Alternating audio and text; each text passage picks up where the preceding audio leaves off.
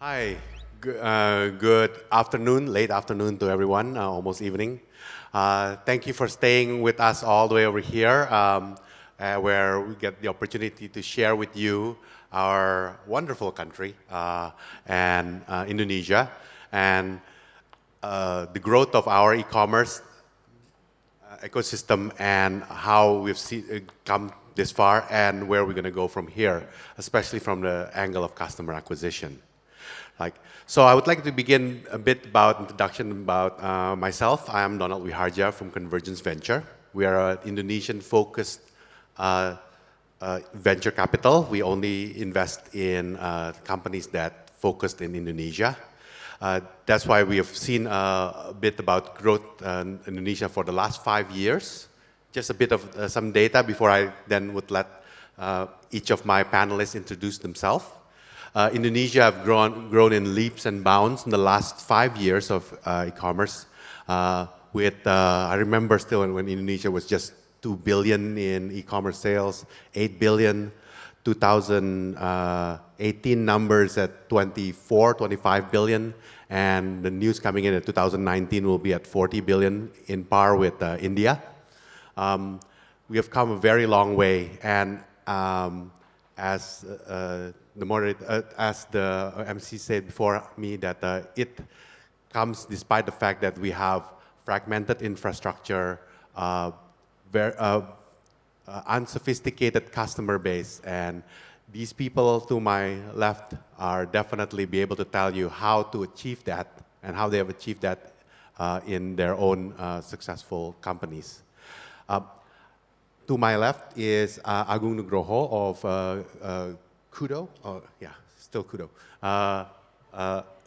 Kudo or Grab, so that can tell you a bit about himself and how that been done. Traveloka is one of our leading OTA and a unicorn over there, and Sorabel with Jeff on the fashion market. So on to you, Agung. Could you give a short introduction about yourself and how you see e-commerce? Sounds good. Yeah, thanks, Donald. So my name is Agung, co-founder and CEO of Kudo. Kudo is a tech company that I and my partner founded 2014. This is essentially a technology that is developed for a small, medium enterprise or traditional retailers to earn more money and to enable them as part of digital ecosystem. And since 2014, the journey has been awesome. 2017, we were acquired by Grab. Why Donald was a bit confused to introduce myself was because just recently, like a month ago, we were rebranding ourselves as Grab Kiosk. So we were fully acquired by Grab as part of a traditional retail arm of Grab. This is one of the next growth engine of Grab as well. We'll share more about that later, but in general, Kudo has been empowering more than 2 million so-called agents, our users. We are not an end consumer app. We are, the most similar one is like driver app for Grab. So we are empowering the traditional retailers, and we have around more than 2 million of those, selling many different stuffs or fulfilling many different stuffs of their needs.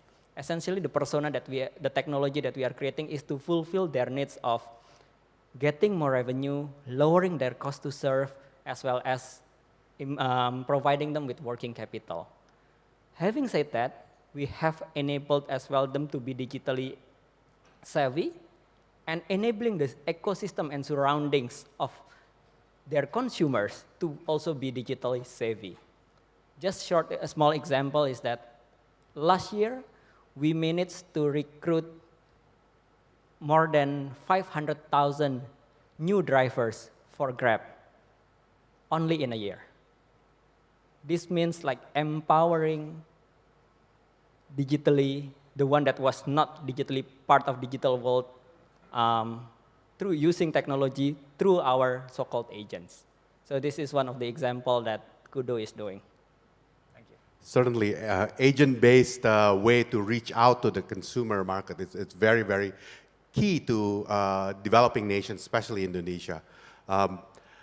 but I'd like to give Hendrik opportunity to introduce himself because his market is completely from an app point of view, slightly different. Thanks, Donald. Good afternoon, everyone. My name is Hendrik Susanto. I am Chief Investment Officer of Traveloka. What that means is I invest in other startups similar to what a VC would do or acquire other businesses, all in an effort to perhaps accelerate the growth of Traveloka by 10 to 20%. So for those of you who don't know us, we are the leading travel and leisure lifestyle app in Southeast Asia. We are about 7.5 years old, founded in Indonesia on a leap year day, 29th of February 2012, by 3 talented Indonesian engineers. They all studied computer science in the US and work in Silicon Valley. So started out as a meta search engine, but quickly we decided that we want to control the customer experience from start to finish. And as a meta search engine, you're not able to do that. So we switched to becoming an OTA very early on. And from that modest beginning, we are now in 8 countries: Indonesia, Singapore, Malaysia, Thailand, Vietnam, Philippines, Australia, and we have an R&D office in Bangalore. So as a company, we are operating across 4 verticals. The first and biggest is transport, and that comprises airline tickets, trains, buses, and other ground transport. The second one will be accommodation, so hotels, resorts, and apartment and house share.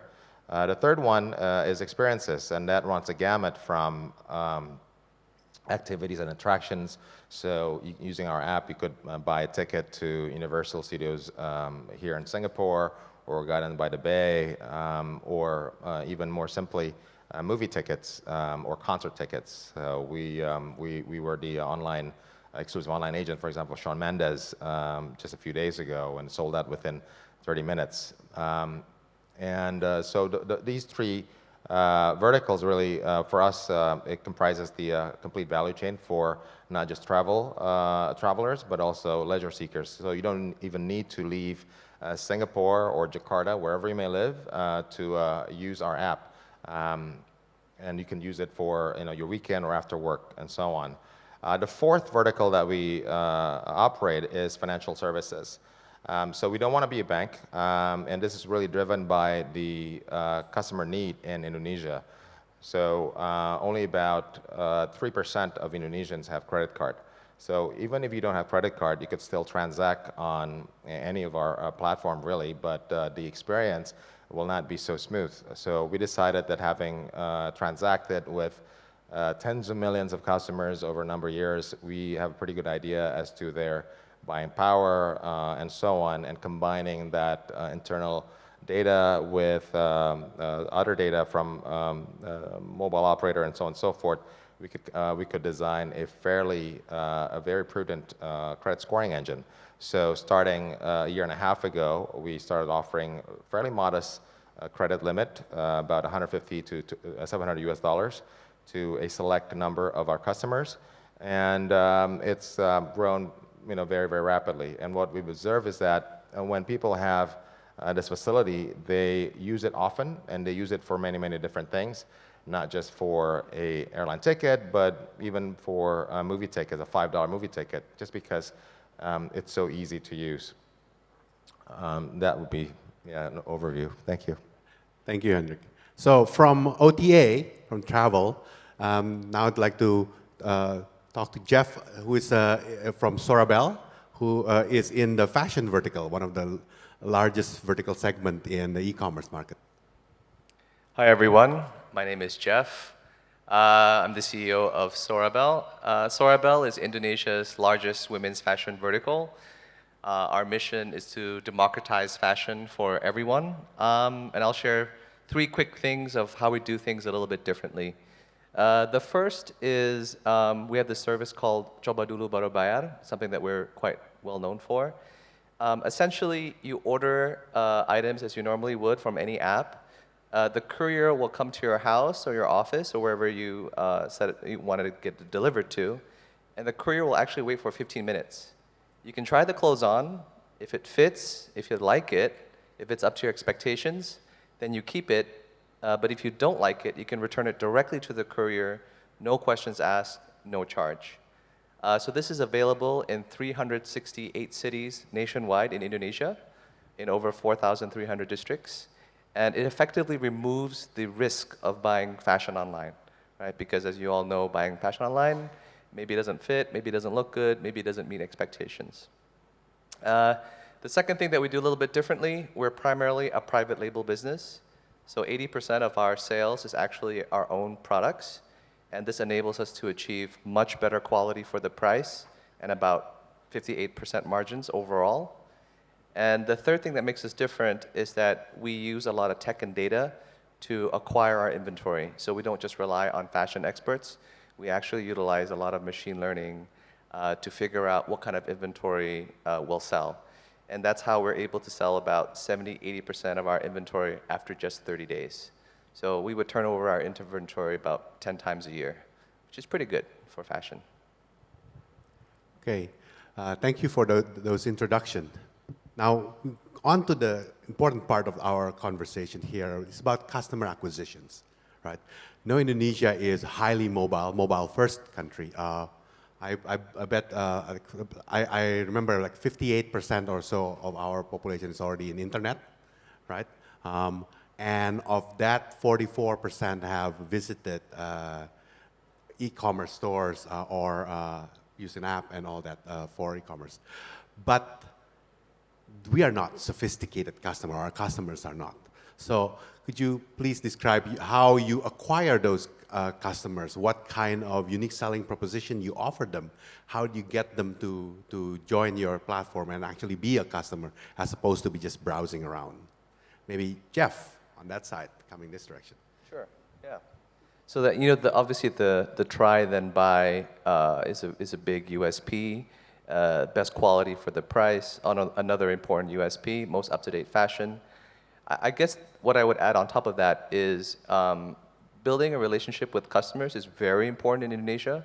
So having like a chat support function is almost a necessity. About 50% of our purchases usually involves chatting with our customer service. And we use social media very extensively to build that relationship. So according to Facebook, we're actually the most highly engaged brand page on Facebook, even more than Grab. Ouch, ouch, ouch. Yeah, there was a publication recently about that. I think we have something like 8.5 million interactions monthly. So we're number one in Indonesia, number 3 in Southeast Asia. That just gives you an indication of how important it is to build that relationship because most Indonesians, their number one fear is lack of trust, right? Buying things online, buying clothes online. A $10 dress for us is nothing, but a $10 dress for the average Indonesian is still a lot of money. So making them feel comfortable, earning their trust are keys for acquiring Indonesian consumers. Yes, certainly. And I can share a bit anecdote also, how chat is quite important in Indonesia. If you actually go to Indonesia and you go and order a ride hailing or food ordering, or now we do everything by ordering, the first thing they said is, hi, do you get a chat immediately from the driver and say, hi, did you just order, and would you like to order according to the app? You'd say, obviously, that's why I put everything in the app, including the comment, right? But they do that for one simple reason, because the Grab and Gojek tell them to. Why? Because the ride-hailing apps figure out that the Indonesian have a 40% less chance of canceling the order if you said hi, right? That is how important it is to engage, create a rapport with your customer in Indonesia. Same thing, if I order something right here, the first thing I do is, hello, please pick me up at this and this. In fact, I have auto comment on that on my ride-hailing, because again, that's also lessen the chance of them canceling out on me, right? And or motivate them to actually move as opposed to maybe they're sitting on the roadside somewhere smoking, right? So that is important, establishing rapport. And you know, I'm sure you're not familiar with this. If you go to Indonesia, don't be annoyed when you see that. That is part of the growth hacking strategy. Hendrik, how about you? Yeah. So for us, it's a little bit different because at the end of the day, the stuff we sell is virtual, e-ticket, hotel reservations, and so forth. So from day one, we design our app and our website to be as easy to use as possible for our technology to be the most robust, to make the purchasing experience as smooth and as foolproof as possible. So when we entered the market, we weren't the first one. All of the global players have actually been in Southeast Asia, and there were a couple other local startups that were focused on the OTA space. But how we were able to achieve our scale was, again, focusing on the product and the customer experience. And in this regard, we are a beneficiary from the three founders' technical heritage. These three guys have achieved somehow legendary status because of their achievements in science, technology, and their background having worked in Silicon Valley. So we're actually proud to say that more than 80% of our engineers are Indonesians working in our offices in Jakarta. So it's that engineering and technical DNA that drove the passion to create the best possible technology that then results in our users then being able to book a flight within less than a minute versus a typical experience at most other vendors or airline could take you minutes, and you probably won't, don't even get to finish, or the purchase might be canceled at the last minute. So the product and the technology, and then later on, what we also do was we focus on the millennial travelers, the people that are digital native, already used to buying online, and they are more budget conscious, and through focusing on this segment of the population, then we are able to, gradually but steadily build our market share. Yes, certainly I'd also like to share that OTA is probably where airline ticketing, I would say, is where the impact of the e-commerce is most felt. What would you think is the percentage of online of airline ticket now purchased online versus using a travel agency? I think it's about 60% are online, and that's up from 50% maybe a year or two ago, and we're 80% of that. Yes. Yeah, just put it into perspective, Indonesia's e-commerce is like 4% impact through Indonesia's retail, right? So it still have a significant impact, a small impact for general purpose e-commerce, but if you are a travel agent, you're going to be hurting. How about you, Agung? Yes, so Kudo, since the very beginning, is built with the thesis of serving the underserved. As you know, many different technology is built for the end consumers that are savvy with technology to begin with. We are not trying to play in that segment since the very beginning. So we are creating a technology for the people that are less tech savvy, the people that don't have credit cards, the people that definitely they have smartphone, by the way. They have smartphone, they do Facebook, they do WhatsApp, they do all this consumer regular technology, but not shopping online, or not buying, not doing except Facebook and WhatsApp, basically.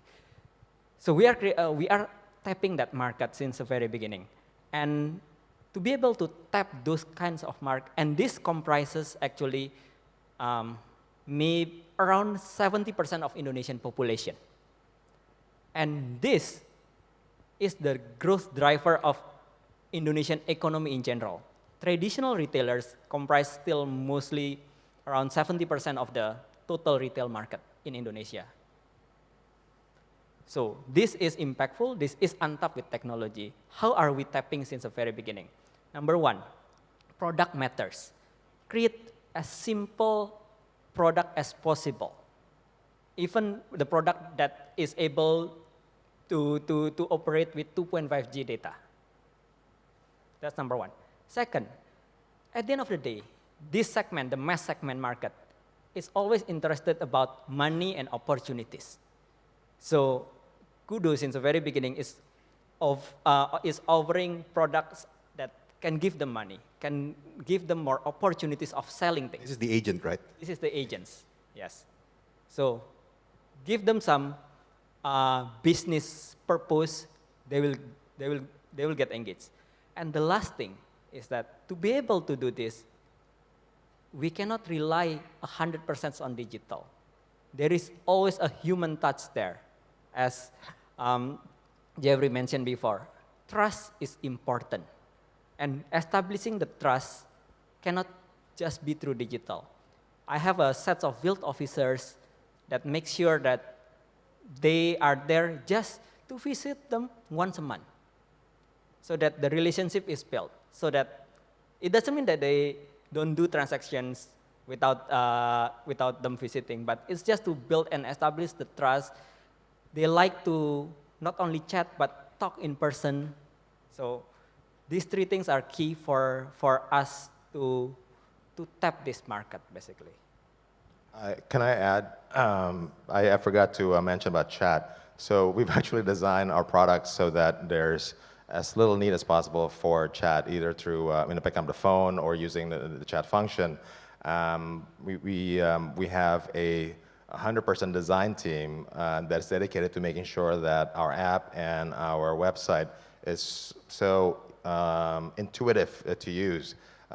Because at the end of the day, chat is expensive, and we could avoid having people pick up the phone to answer questions, and instead devote resources to ensure that people who want to buy an airline ticket gets the airline ticket that they want to buy, and the transaction is finished within a minute. That's a win. It's not to say that we don't have a customer service department, because when you travel, there are delays and so on, and that's when most of the calls come in, not during the purchase, and also because our merchandise is virtual. You don't need to try it on or anything like that.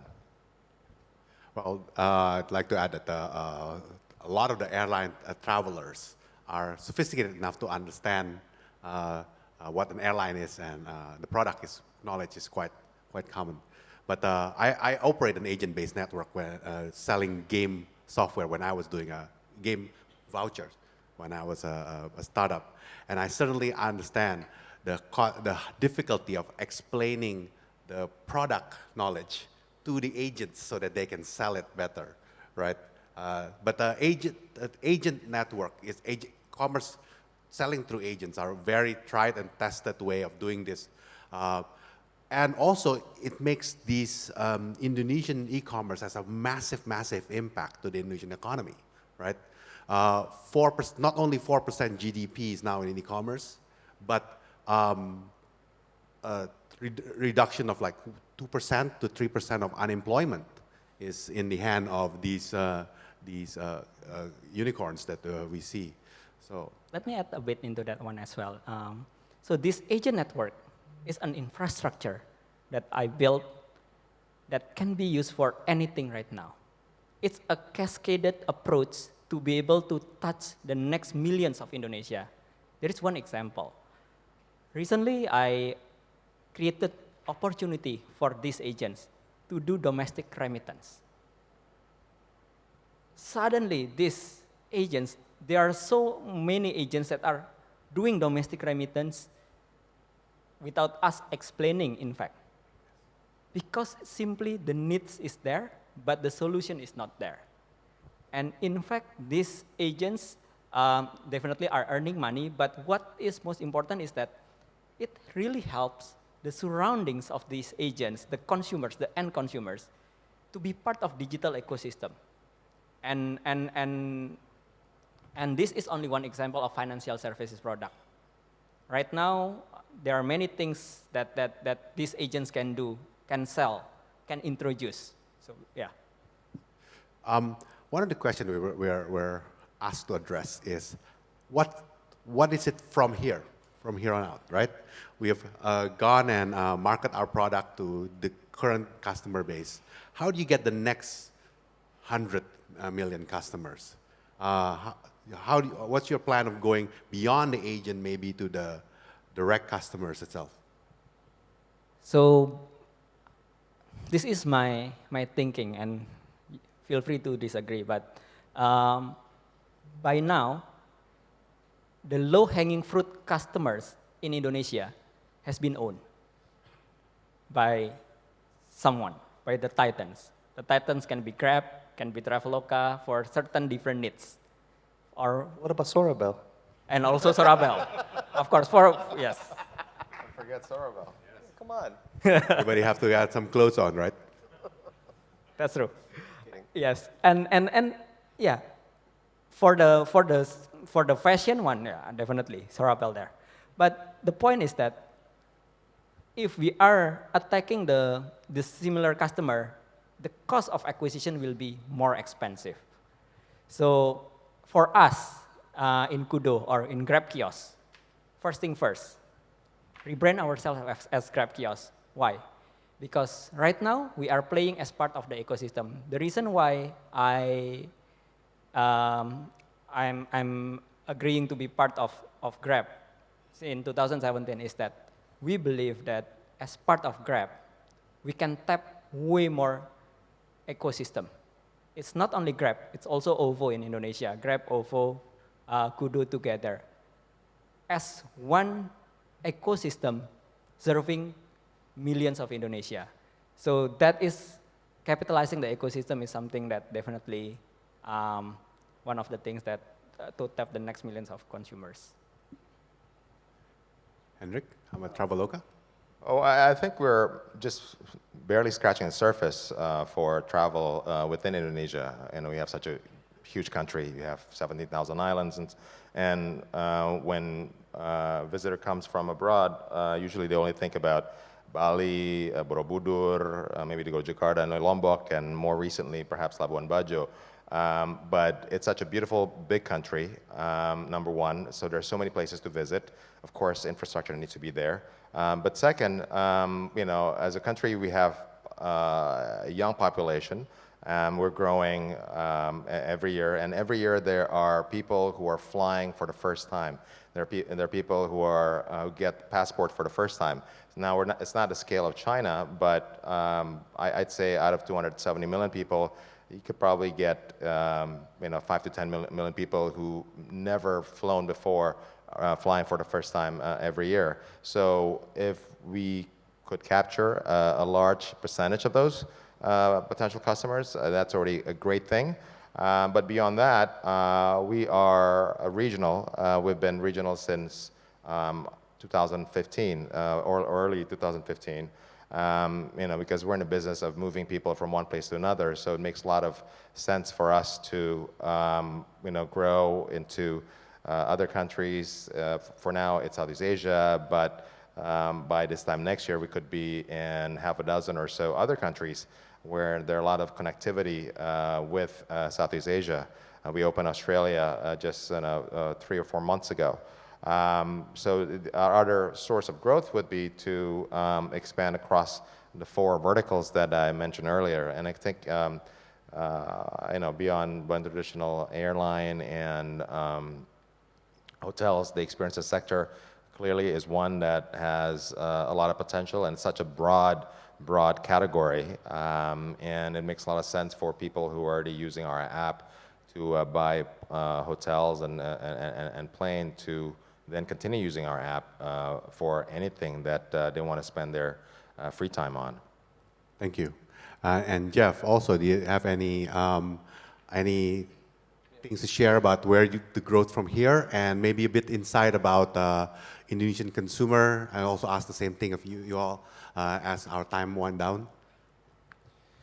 Yeah, so the online fashion market in Indonesia has obviously got huge potential, 260 million people. But the current market size is relatively nascent, right? So you got Euromonitor, Goldman Sachs, Morgan Stanley estimating roughly about 500 million NMV for the online fashion market in Indonesia, which is small relative to the potential. So there's definitely a lot of room to grow. However, I do agree with Agung about the acquisition cost, especially online. As you guys know, some of the titans, the big guys, they spend a lot of money online. And internally, we have a CLV, CAC target, right? So how much revenue does a typical customer bring in minus their costs, like the cost of goods sold, the delivery costs, the returns, all that put in. How much value does a customer bring in that first year? We don't want to spend more than half acquiring that customer and reacquiring that customer throughout the first year. So we try to maintain strong unit economics, which does make rapid growth difficult sometimes. So we have to think about what are different ways that we can reach customers. And I think one of the most interesting is offline. Because we're in the fashion business, there's like trying to acquire a new customer by showing them a nice photo of a blouse. It's effective, but there's a limit as to how effective it can be, right? Most consumers understand today that photographs are always going to look nice. Whereas I think offline is very interesting because when you come into a store and you see the clothes, you can touch and feel it, you will immediately understand the level of the fashion. And so we think that offline can be a very interesting way to introduce customers to our brand and to bring customers from offline to online, as that's, I think, a great way to build that initial trust. So hopefully, that's a channel that can prove to be good for us. We got about 6 more minutes. Maybe I would like to throw some questions on floor. See if anyone have any questions to our panelists.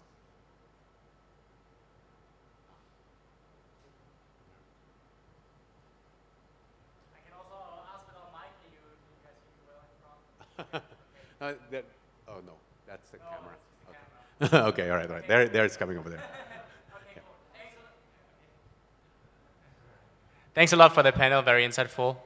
Just out of pure curiosity, today panels on Vietnam panel, Indonesia panel, and whatnot, and particularly for for all the international audience that is here. Yes. Everyone's looking into Southeast Asia, and everyone, when they first look into Southeast Asia, they understand it's a very fragmented market itself, with different markets that have different customer particularities whatsoever. Particularly for you, Henki, with you having expanded beyond Indonesia, where have you seen sort of the competitive advantage of launching and starting and scaling your business beyond Indonesia? And what were sort of for you and for you, Jeff and Anggun, like what is for you the thought process of building a business in Indonesia first versus Southeast Asia as a vision? How do you sort of balance this interests? So thank you for that. So to be honest, we could probably do pretty well just by focusing on Indonesia because it's such a big country, big economy, and growing at 5% a year. Again, we're in a business of moving people from point A to point B. So it makes sense when we send a lot of people from Indonesia to Thailand, vice versa, for example, to have a local presence. And the way we have been building our overseas business, so to speak, is we try it first in Indonesia, we tweak the model, and then we would adapt it in that new market. And we always hire local managers. So Thailand is run by a Thai person, Vietnam, Vietnamese, and so on and so forth. So we adjust what has worked successfully in Indonesia to that local market.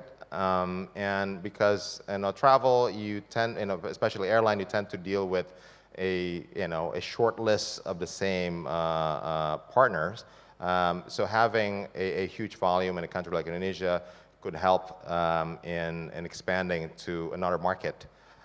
So that's how we've been expanding our business overseas. How about Agung and Jeff? Okay, so for first thing first, even Southeast Asia is fragmented. Indonesia itself is also very fragmented, by the way. So Java Island itself, Central Java and Jakarta, it is also very different. Different in terms of the people, different in terms of the engagement, the willingness, everything is different. So making sure the operation is uniform across these two is also something that is interesting. About the expansion to Southeast Asia, as far as the short time within this year or next year, I think Kudo will still be within Indonesia because there are so many untapped markets. In Indonesia, the middle class is around 100 million people. The kiosk itself is around 5 million. If we can tap towards most of it, I think we are going to be having the biggest infrastructure for this segment.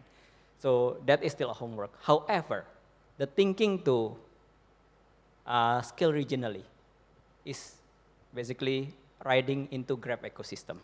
So Grab has all the ecosystem, all the good managers, understanding of the market in every country in Southeast Asia.